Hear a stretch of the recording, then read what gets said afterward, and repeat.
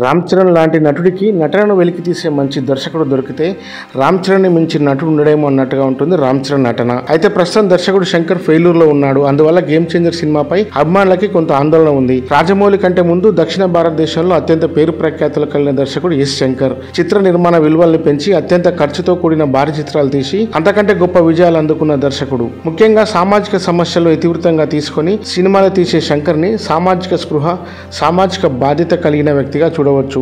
ఇతర భారతదేశ సమాజాన్ని పట్టిపీడుస్తున్న నిర్లక్ష్యం, లంచం, సామాజిక అసమానతల వంటి అంశాల మీద ప్రజలను ఎడ్యుకేట్ చేసే విధంగా ఇతని సినిమాలు ఉంటాయి.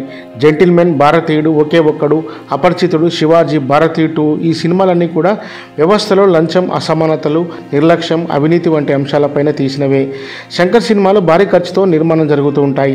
జెంటిల్మెన్ తీసిన సమయంలో అంత బడ్జెట్ పెట్టడానికి ఎవరు ముందుకు రాకపోగా నిర్మాత కుంజు మోహన్ శంకర్ మీద నమ్మకంతో అంత బడ్జెట్ పెట్టి తిరిగి లాభాలు కూడా పొందారనుకోండి. దాని తర్వాత డైరెక్ట్ చేసిన ప్రేమికుడు కూడా భారీ బడ్జెట్ కావడంతో శంకర్తో సినిమాలు తీయడానికి ఎవరు ముందుకు రాలేదు. నిర్మాత ఏం రత్నం ముందుకొచ్చి ప్రేమికుడు సినిమాను నిర్మించాడు. తర్వాత వారి కాంబినేషన్లో భారతీయుడు, ఒకే ఒక్కడు ఇలా భారీ చిత్రాలు వచ్చి భారీగా విజయం సాధించి పాన్ ఇండియా స్థాయిలో అంటే అన్ని భాషల్లో డబ్ చేసి విజయం సాధించారు.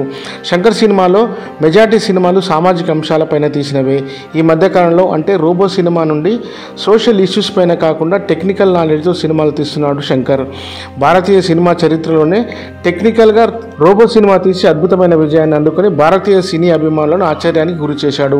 దాని తర్వాత శంకర్కి ఏమైందో తెలియదు కానీ అతని సినిమాలు వరుసగా ఫెయిల్ అవుతూ వస్తున్నాయి. రోబో తర్వాత తీసిన ఐ సినిమా రోబో 2 అంతగా సక్సెస్ కాలేదు. రోబో 2లో అయితే ఎవరు హీరో ఎవరు విలనో ఇప్పటికీ అర్థం కాని పరిస్థితి. దాని తర్వాత చాలా గ్యాప్ తీసుకున్నారు. భారతీయుడు 2 సినిమా తీశారు. ఈ సినిమా దారుణమైన ఫ్లాప్ గురై ఏమైంది శంకర్ కానీ అందరూ విమర్శిస్తున్నారు. శంకర్ అంటేనే లాజిక్, న్యాచురాలిటీ, చాలా లాజికల్గా ప్రతి సీన్కి సంబంధం ఉండే విధంగా అతను కథను నరేట్ చేస్తాడు. చాలా సహజంగా సీన్లు తీస్తాడు. అలాంటిది భారతీయుడు 2లో చాలా సీన్లు ఆర్టిఫిషియల్గా ఉంటాయి. అందుకు శంకర్కి ఏమైంది, ఎందుకు ఇలా చేస్తున్నాడని అతను శంకర్ అభిమానులు టెన్షన్ పడుతున్నారు. అదేవిధంగా రామ్ చరణ్ అభిమానులు కూడా గేమ్ చేంజర్ సినిమాని ఏ విధంగా తీస్తున్నాడో, ఎలా వస్తుందో, అప్పటి శంకర్లా ప్రస్తుతం శంకర్ లేడు, మా అభిమాన హీరో సినిమా ఎలా ఉంటుందో అని టెన్షన్ పడుతున్నారు. అయితే ఏ దర్శకుడికైనా ఒక పర్ఫెక్ట్ టీం ఉంటుంది. ఆ టీం ఉన్నప్పుడు సరైన విజయాలు సాధిస్తారు. జెంటిల్మెన్, ప్రేమికుడు, భారతీయుడు, ఒకే ఒక్కడు లాంటి సినిమాలు విజయం సాధించాయంటే మ్యూజిక్ డైరెక్టర్ రెహమాన్ మ్యూజిక్ ప్రధాన భూమిక. ఎన్ని పాటలు ఉంటే అన్ని పాటలు అద్భుతంగా ఉండేవి. వీరి కాంబినేషన్లో సినిమా అంటే పాటలు బాగుంటాయనే నమ్మకంతో సినిమా విడుదల కంటే ముందే ఆడియో క్యాసెట్లు కొని పాటలు వినేవారు. అలాంటిది ప్రస్తుతం శంకర్ సినిమాలో సంగీతం అంతగా బాగుండట్లేదు. అలాగే అతనికి రచన సందర్భంలో సహాయపడే బృందంలో ఈ మధ్య కో రైటర్ సుజాత రంగరాజన్ మరణించాడు. ఇలాంటి టీం మిస్ అవ్వడం కూడా శంకర్ వైఫల్యాలకు కారణం అని చెప్పవచ్చు. ముఖ్యంగా శంకర్ తనకు నచ్చిన జానర్లో సామాజిక అంశాల మీద సినిమాలు తీయడం మానేసినప్పటి నుంచి అతనికి వరుసగా వైఫల్యాలు ఎదురవుతున్నాయి. అతని శిష్యుడైన డైరెక్టర్ అట్లీ ఇతను అనుసరిస్తూ ఏకంగా విజయ్తో 3 సినిమాలు, పోలీసోడు, అదిరింది, విజిల్ సినిమాలు, వివిధ డిపార్ట్మెంట్లో ఉండే అవినీతిపై సినిమాలు తీసి సక్సెస్ కొడుతున్నాడు.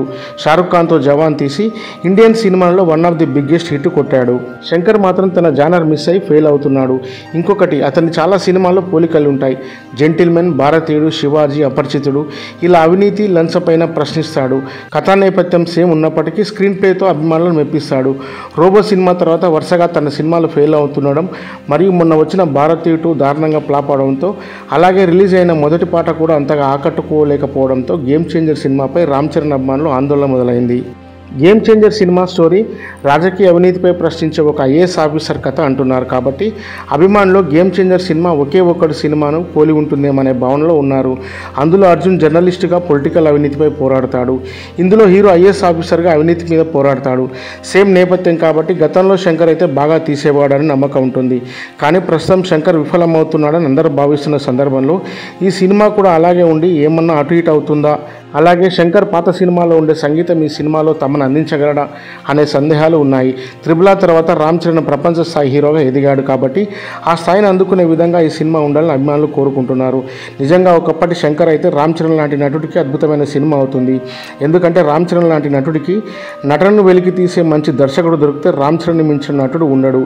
ఈ సినిమాని శంకర్ ఈసారి విఫలం చెందకుండా అద్భుతంగా తీసి ఉంటాడని అభిమానులు ఆశిస్తున్నారు. ఖచ్చితంగా అలాగే ఉండాలని సూపర్ హిట్ కావాలని కోరుకుందాం. సో ఫ్రెండ్స్, ఈ ఇన్ఫర్మేషన్ కనుక మీకు నచ్చినట్టయితే లైక్ చేయండి, షేర్ చేయండి, కామెంట్ చేయండి. మరిన్ని ఇన్ఫర్మేటివ్ వీడియోల కోసం మా ఛానల్ని సబ్స్క్రైబ్ చేయండి.